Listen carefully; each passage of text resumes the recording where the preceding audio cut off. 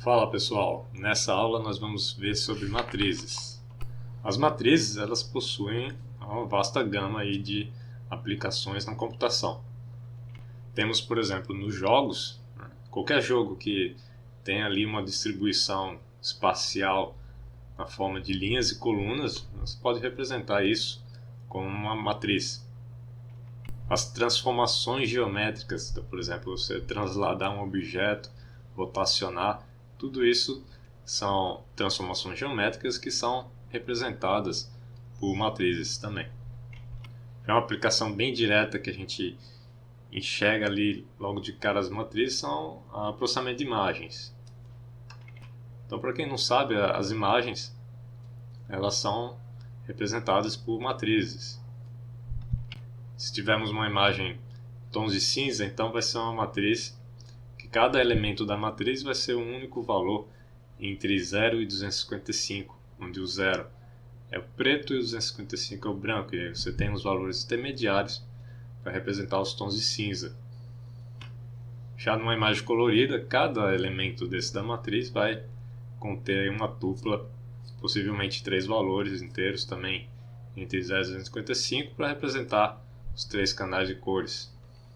E de modo geral, qualquer conjunto de dados n-dimensionais você pode representar por matrizes. Então, por exemplo, vamos supor que você tenha um conjunto de pontos. Uma possibilidade é você criar um vetor para as abscissas e um outro vetor para as ordenadas. E aí uma outra opção ainda seria criar aí uma matriz com n linhas e 2 colunas, ou 2 linhas e n colunas. Então vamos lá, como é que declaramos matriz em C? Então a declaração basicamente é a mesma forma de declaração de vetores. Então começamos com tipo, identificador, e aí vamos colocar um par de colchetes para cada dimensão dessa matriz. Então se é uma matriz bidimensional, vamos colocar 2 pares de colchetes. E aí dentro dos colchetes nós colocamos aí a quantidade de elementos que nós temos naquela dimensão. Então, por exemplo, se queremos declarar 100 linhas e 200 colunas, então vamos colocar aqui 100 aqui e 200 aqui. E a inicialização é bem similar também à de vetores. Então deixa eu diminuir aqui o tamanho dessa matriz, vamos colocar 2 linhas, 3 colunas. Aí vamos colocar um par de chaves, e dentro desse par de chaves nós vamos especificar cada uma das linhas da matriz, e cada uma das linhas da matriz é representada por também um par de chaves. Como nós temos aqui 2 linhas, 3 colunas, então 2 pares de chaves. Esse primeiro par aqui vai representar a primeira linha da matriz, então vamos colocar aqui, por exemplo, 1, 2, 3. E o segundo par de chaves é a segunda linha, então vamos colocar, por exemplo, aqui 2, 3, 4. E o acesso, como é que é feito? Vamos supor que queiramos aqui acessar a primeira linha, segunda coluna. Então, vamos colocar, aí aqui vem uma convenção. Como eu já tinha inclusive dito, a primeira dimensão aqui representa a quantidade de linhas, mas claro, isso é uma convenção. Poderia ser coluna? Pode, mas é amplamente utilizado essa convenção de que a primeira dimensão representa a quantidade de linhas e a segunda dimensão a quantidade de colunas. Então, consequentemente, aqui quando formos acessar, o primeiro índice representa a linha. Como queremos acessar a primeira linha, vamos colocar 0. Lembrando que os índices começam de 0. E aí a segunda coluna, índice 1. Agora, para escrever todos os elementos da matriz, como é que podemos fazer? Nesse caso, e como vai ser bastante comum aqui na aula de matriz, nós vamos usar estruturas de repetições alinhadas. Então vamos utilizar um primeiro for para percorrer as linhas. No caso aqui são 2 linhas. E um segundo for para percorrer as colunas. Aqui no caso são 3 colunas. E aqui no printf como é que vai ficar? O primeiro índice é da linha, então corresponde à variável i. E o segundo índice é a coluna, então corresponde aqui à variável j. Vamos fechar aqui. Não vamos querer quebrar a linha a cada elemento da matriz, e sim após a escrita da linha é aqui da linha 10 até a linha 12. Né? Então após a escrita da linha que nós vamos quebrar a linha. Então vamos compilar aqui e executar. Então tá lá, primeira linha 1, 2, 3, segunda linha 2, 3, 4. Então como vocês podem ver, não há muita diferença em termos de sintaxe de um vetor para a matriz, né? O que vai diferir aí basicamente é a cada dimensão nova acrescentamos um novo par de colchetes. Mas agora, como temos dois ou mais índices para acessar, os algoritmos se tornam um pouco mais complicados. E aí há vários detalhes que precisamos nos atentar. Esses detalhes eu vou passando para vocês conforme o andamento aqui dos exemplos.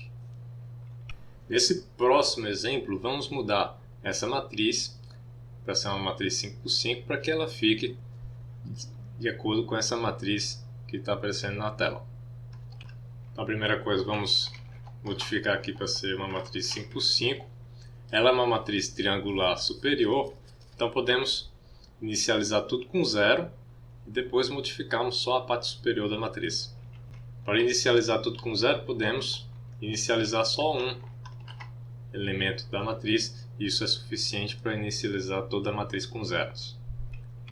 Vamos deixar esses fors aqui, só vamos mudar aqui a dimensão, que são 5 linhas, 5 colunas, vai ser escrita aqui a matriz, sendo que antes precisamos alterar a matriz. E aqui novamente vou utilizar um par de fors para percorrer a matriz, onde I representa a linha e J representa a coluna. Aqui dentro do for interno, vamos ter todas as combinações de I e de J. Se colocarmos matriz I J igual a 1, o que vai acontecer?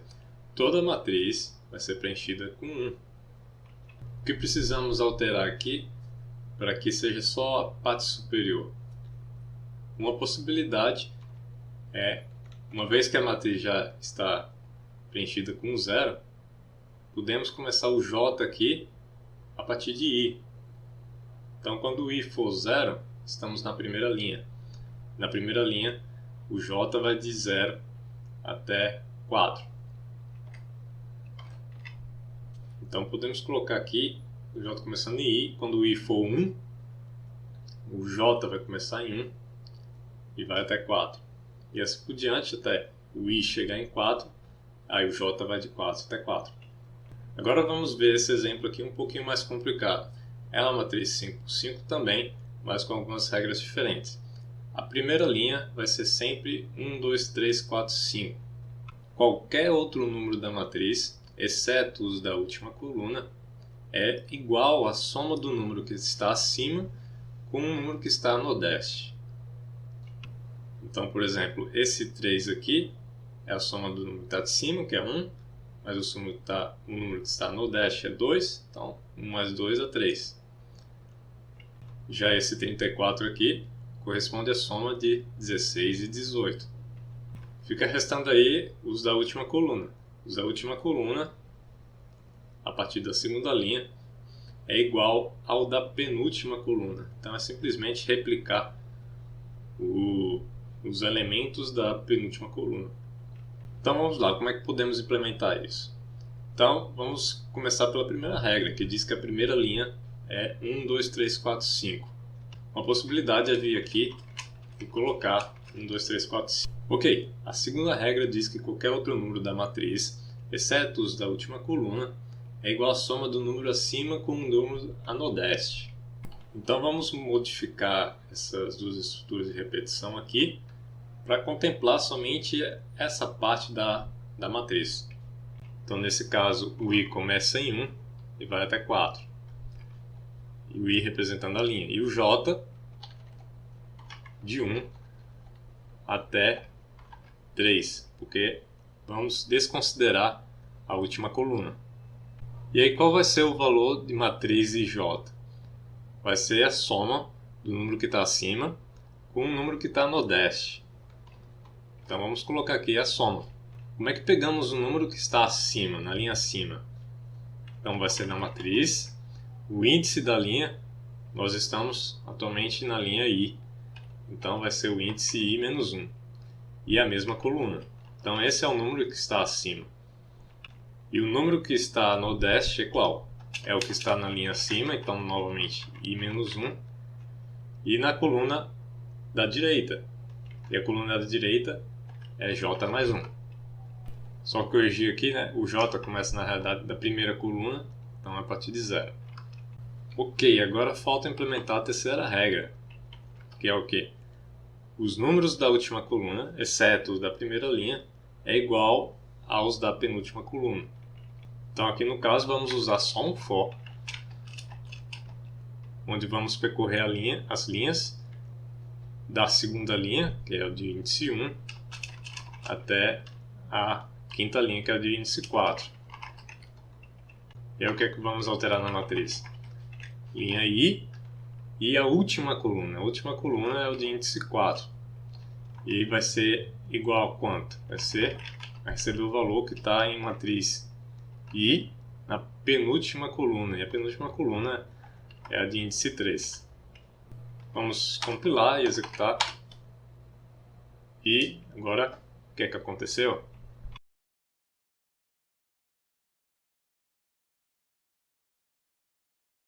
O que aconteceu é que, quando obtivemos esse 9, já tínhamos o 4 e o 5. Mas quando fomos obter o 18, que é o 9 mais o 9, esse 9 ainda não estava atribuído, porque só viria a ser atribuído mais na frente. Então o que podemos mudar aqui é trazer essa atribuição para cá. Porque aí, dessa forma, o número da última coluna já vai estar à disposição para fazer parte da soma do elemento da penúltima coluna da linha seguinte. Então vamos recompilar e executar novamente. E agora sim. Pessoal, vou mostrar mais um exemplo aqui de uso de matrizes no que a gente chama de jogo da vida. Então vou primeiro executar aqui o programa, depois eu mostro como é que pode ser feito.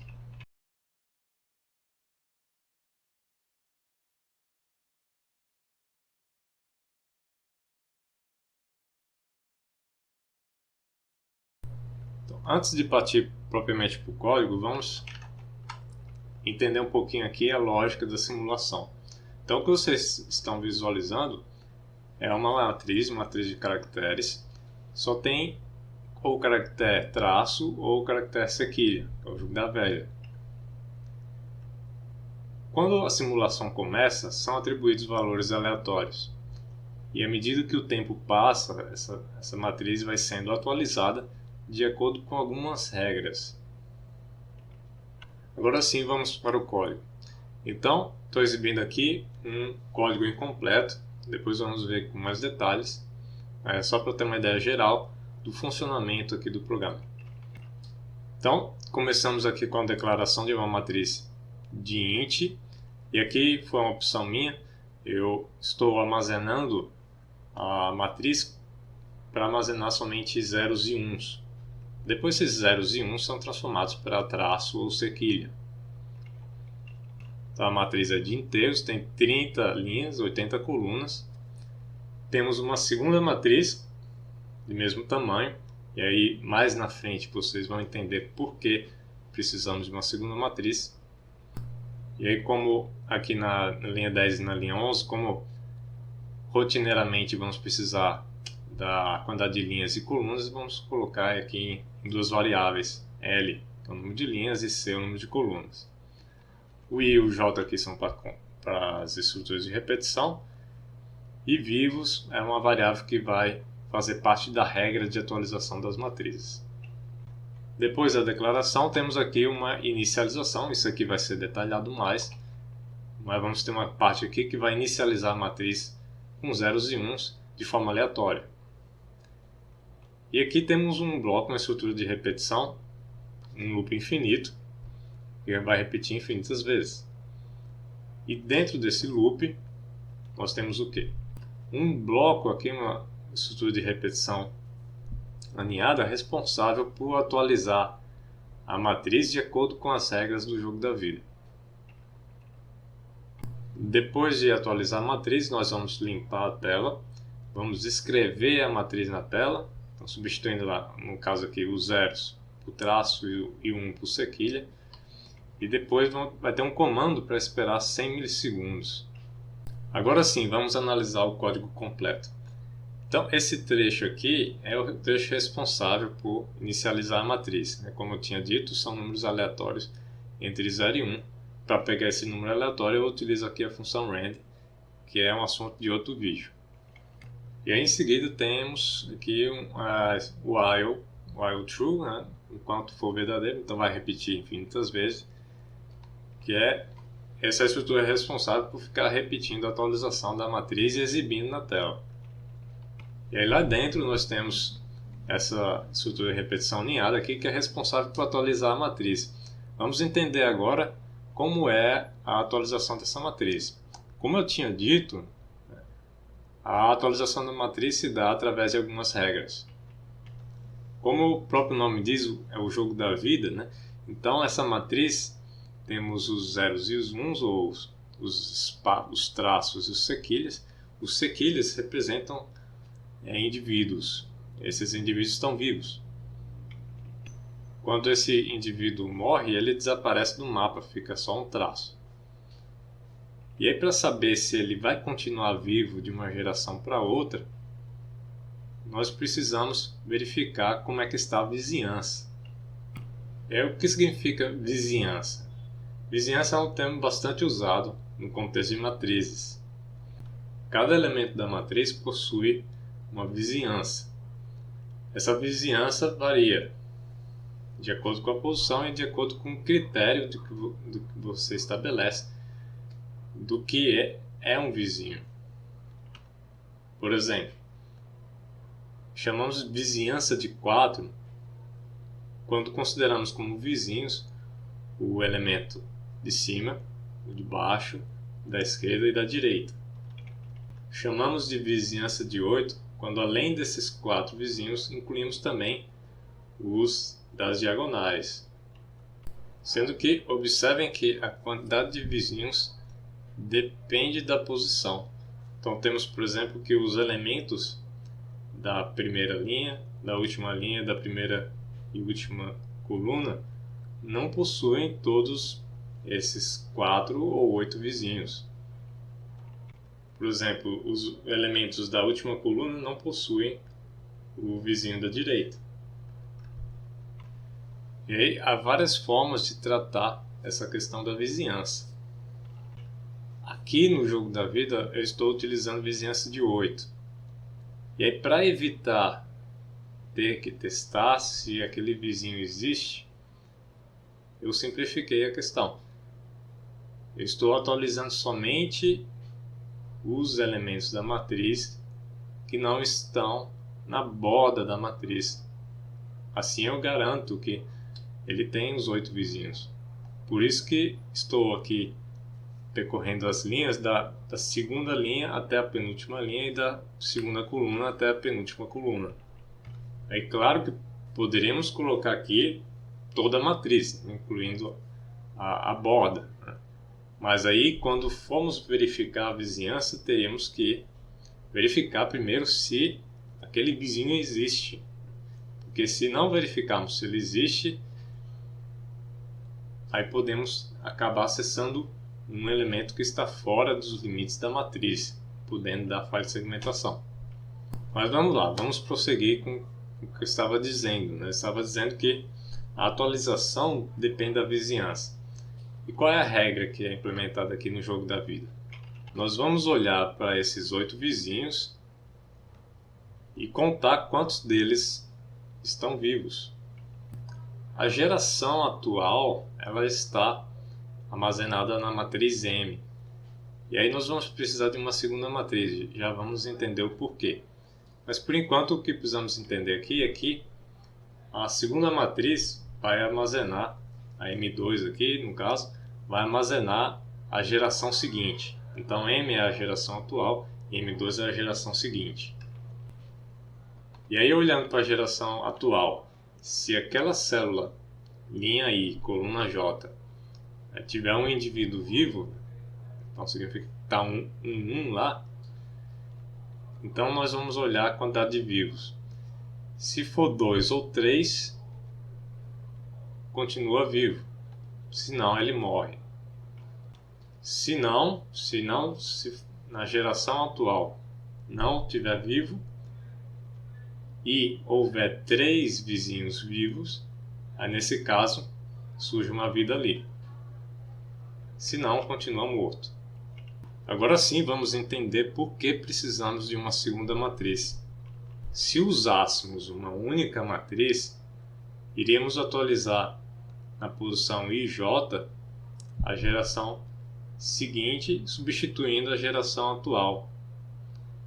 E aí quando a estrutura de repetição andar em diante, para analisar a próxima célula da matriz, o próximo elemento da matriz, nós estaremos analisando um vizinho não da geração atual, mas da geração seguinte. Isso iria interferir na aplicação da regra. Então, como é que está sendo feito aqui? 2 matrizes. A primeira matriz M, que é a geração atual, e a matriz M2, que é a geração seguinte. Quando olhamos os vizinhos, nós olhamos sempre em relação à geração atual. E todo o resultado produzido, vai ser da geração seguinte, vai ser armazenado na segunda matriz, a M2. Depois que essa segunda matriz é construída, baseada na primeira, aí fazemos as transferências dos valores, Aí a geração seguinte passa a ser a geração atual, que é essa parte aqui do código. Depois vem a limpeza da tela e em seguida a escrita da matriz, substituindo o 0 por traço e o 1 por sequilho. Pessoal, esse aqui é um outro código que faz a mesma coisa, mas de um jeito diferente. Especificamente aqui no trecho que calcula a quantidade de vizinhos vivos. O que tem de diferente nesse código? São essas 2 estruturas de repetição. Elas são responsáveis por percorrer a vizinhança. A grande vantagem de utilizar as estruturas de repetição aqui para percorrer a vizinhança é que podemos aumentar o tamanho da vizinhança. Quando estávamos considerando uma vizinhança de 8, estávamos limitados ali a uma região 3×3. Quando eu coloco aqui, por exemplo, de menos 2 a 2 para dx, menos 2 a 2 para dy, nós estamos aumentando para uma vizinhança 5×5. Isso é bem útil em processamento de imagens, que tem um pixel e o filtro envolve o processamento de vários pixels vizinhos, não somente aqueles ali do lado, mas também a uma distância maior.